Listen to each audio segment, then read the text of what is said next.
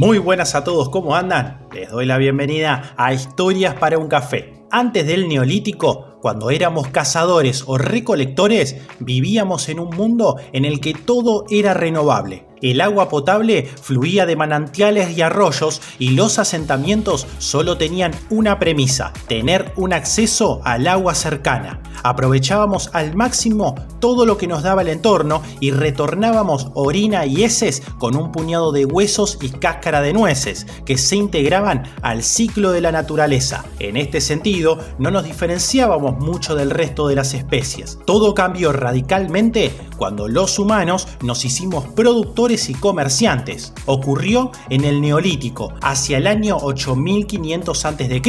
Los procesos productivos y comerciales se centraron en núcleos de población creciente y sedentaria. Las ciudades, agrupaciones humanas de alta densidad demográfica que concentraron el comercio, el poder político, la producción artesanal y, claro, los desechos. En este video vamos a conocer algo que muchas veces damos por sentado, pero que fue de vital importancia para nuestra supervivencia. Algo que quizás no pueda ser definido como un invento ni como un descubrimiento, sino más bien como un proceso que evolucionó durante miles de años y que lo sigue haciendo incluso en nuestros días. Vamos a conocer la historia del saneamiento. La primera instalación de saneamiento fue el Pozo Ciego o Pozo Negro, que apareció en Babilonia hacia el 4000 a.C.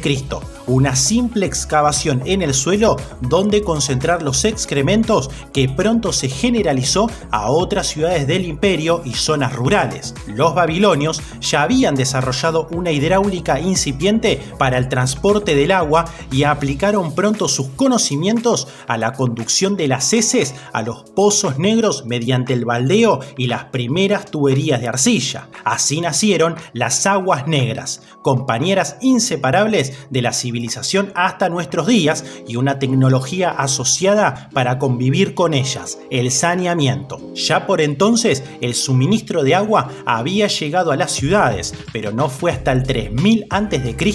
que en la ciudad de Mohenjo-Daro, en el Valle del Indo, en el actual Pakistán, aparecieron los primeros edificios con letrinas conectadas a alcantarillas en las calles. Los ciudadanos baldeaban con agua sus letrinas y las alcantarillas recogían el agua residual y la llevaban al Pozo Ciego o al río Indo. El problema había crecido en complejidad y magnitud y empezamos a contaminar sistemáticamente los cursos de agua. En la Grecia antigua, ante la ausencia de ríos caudalosos, surgió una primera aplicación de las aguas negras a la fertilización agrícola. En algunas ciudades, las alcantarillas llevaban las aguas negras a las afueras de la ciudad hacia un vertedero desde el que se transportaban por conductos a los campos de cultivo. En el Imperio Romano, el concepto de higiene evolucionó y se impusieron normas para separar las aguas negras mediante alcantarillas en las calles. También la letrina evolucionó y se generalizó la de asiento, en sustitución del sistema usual hasta entonces de defecar de cuclillas. Sin embargo, la población continuó tirando los excrementos a la calle hasta el 100 después de Cristo, cuando un decreto obligó a conectar los hogares a las alcantarillas que experimentaron una gran evolución. Durante aquella época tuvo lugar otro paso importante: la separación de lo que hoy denominamos aguas grises de las negras. Las primeras, aguas residuales de los baños y termas, se reutilizaron para baldear las letrinas públicas, que se convirtieron en un centro de reunión social. Muchos romanos conversaban animadamente mientras se aliviaban. En aquella época, el concepto de higiene estaba todavía alejado del de desinfección. Las aguas negras se evitaban más por su mal olor que porque hubiera una conciencia de su insalubridad, y finalmente acababan en el río Tíber. Durante la Edad Media se olvidaron los avances romanos en saneamiento. Tan solo en pocas ciudades como París se conservaron algunas estructuras del alcantarillado romano que pronto poco fueron absorbidas por el crecimiento urbano desordenado. Las ciudades amuralladas instalaron los pozos ciegos, que pronto quedaron saturados como única estructura de saneamiento, y se instauró entre la población la práctica de arrojar los excrementos a las calles y fuera de las murallas. Las ratas prosperaron entre los excrementos y se desencadenaron epidemias de cólera y peste que causaron la muerte del 25% de la población medieval europea, pero se siguió sin realizar avances en saneamiento. Las ciudades eran pútridas y la máxima norma de higiene se practicaba en las zonas rurales en las que los campesinos enterraban sus heces en un agujero. En esta época oscura en Europa, tan solo las ciudades árabes de la península ibérica instauraron normas de saneamiento con el fin de mantener separados los tres tipos de aguas: las pluviales, que eran las imprescindibles para la vida; las grises, que provenían de las actividades domésticas; y las fecales. La cultura árabe, nacida en una climatología difícil, valoraba el agua de lluvia como un don divino, y ésta se conducía cuidadosamente a los aljibes para su preservación y posterior uso. Las aguas residuales domésticas se podían evacuar desde los patios de las casas por conducciones subterráneas o superficiales, mientras que las fecales debían tener una conducción independiente hacia los pozos ciegos, donde se mezclaban con las residuales. Durante el Renacimiento, la revolución de las artes y la ciencia no fue pareja a los avances en saneamiento, que se quedó estancado mientras las ciudades crecían más y más. En el siglo XVII llegó un momento en Europa en que la suciedad y el olor eran espantosos en casi todas las grandes urbes. La defecación al aire libre se practicaba en muchos barrios y los pozos ciegos rezumaban saturados mientras los ciudadanos continuaban lanzando los excrementos a la calle, donde las alcantarillas, que eran zanjas abiertas, las vertían parcialmente en los ríos. Los notables avances que se realizaron en aquella época en hidráulica se aplicaron a la captación y distribución de agua, pero no llegaron al saneamiento. La gran paradoja de la época fue París. Mientras la ciudad alcanzaba a mediados del siglo XVII los niveles más altos de suciedad de su historia, en los jardines del Palacio de Versalles se crearon las más bellas fuentes, estanques y canales para gloria de Luis XIV. En Londres, la situación llegó a ser muy similar a la de París. Aunque la capital inglesa había iniciado el Renacimiento con severas normas higiénicas dictadas por Enrique VIII para la limpieza de las alcantarillas,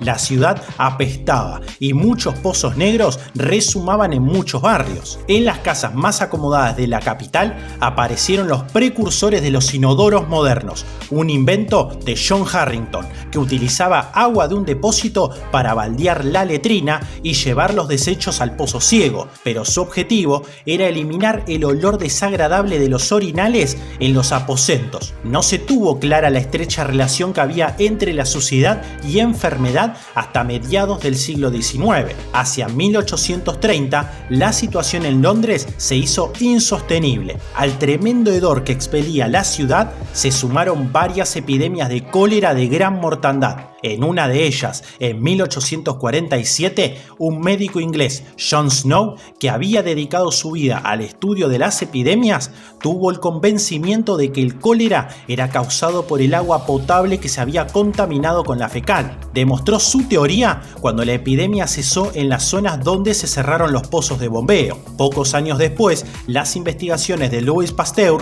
corroboraron científicamente la intuición de Snow. Los microorganismos presentes en el agua fecal desencadenaban las enfermedades infecciosas como el cólera o la fiebre tifoidea. La legislación cambió como consecuencia de este conocimiento. A partir del siglo XIX, las leyes de distintos países impusieron limitaciones a la construcción de pozos negros que fueron restringidos a zonas sin alcantarillado y convertidos en fosas sépticas mucho más seguras. Otra crisis cambió radicalmente el panorama del saneamiento: el gran incendio de Hamburgo, que destruyó en 1842 una cuarta parte de la ciudad. La reconstrucción se hizo con un nuevo sistema de alcantarillado que, con un único circuito de drenaje de las aguas negras, utilizaba agua del mar para su limpieza semanal y se ventilaba mediante los desagües de cada uno de los edificios conectados. El sistema fue financiado por empresarios de la ciudad y pronto inspiró al resto de las grandes urbes europeas y estadounidenses. A finales del siglo XIX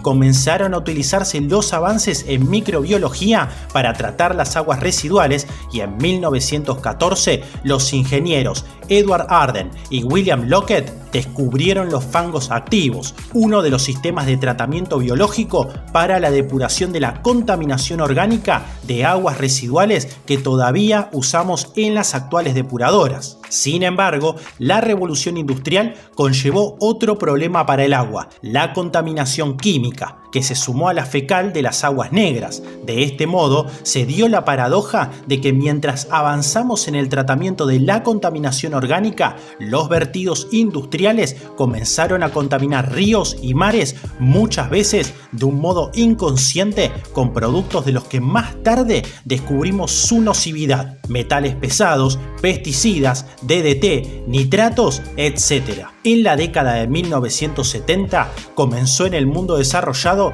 una gran reacción internacional en contra de la contaminación del agua, tanto la industrial como la fecal. Pero hoy en día, en los países en vías de desarrollo, se calcula que el 90% de las aguas negras se vierten directamente sin depurar. Por esta causa, según la OMS, cada año fallecen casi 2 millones de niños menores de 5 años, uno cada 20 segundos a causa de este problema. Han pasado 10.000 años y el saneamiento es una lucha que aún continúa. Espero que el video haya sido útil para conocer más acerca de este proceso que cambió al mundo. De ser así, te agradecería que puedas dejar un pulgar arriba y suscribirte al canal, que ayuda a que siga creciendo. Podés activar la campana si querés recibir notificación de los nuevos videos. Esto ha sido Historias para un Café y nos veremos pronto. Hasta luego.